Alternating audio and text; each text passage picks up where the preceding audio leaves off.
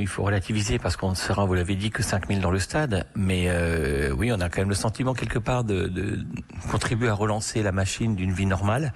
Et on a cette responsabilité de faire en sorte que ça se passe bien et même très bien. Alors il y aura donc 5000 personnes dans le stade Océane ce soir à 19h, sur une capacité, on le rappelle, de 25 000 places, je crois. Et forcément, Covid oblige, des conditions sanitaires particulières. Lesquelles d'abord pour les spectateurs ?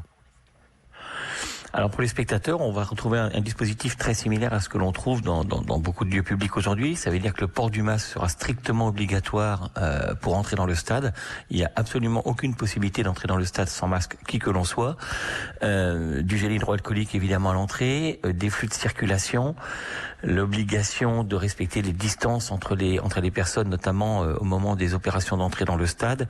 Voilà, donc c'est un dispositif assez classique, assez similaire. Et une fois installés dans le stade, les gens doivent s'éloigner, laisser un siège vide entre chacun d'eux, sauf s'ils viennent, ce que nous on appelle dans notre jargon en tribu, c'est-à-dire s'ils viennent en famille ou entre groupes constitués qui se fréquentent, où là on va les laisser s'installer côte à côte.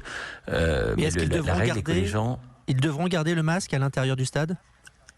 Alors, c'est souhaitable, mais ça n'est pas obligatoire dès lors qu'ils restent assis à leur place. Mais pour circuler, oui, le masque est obligatoire.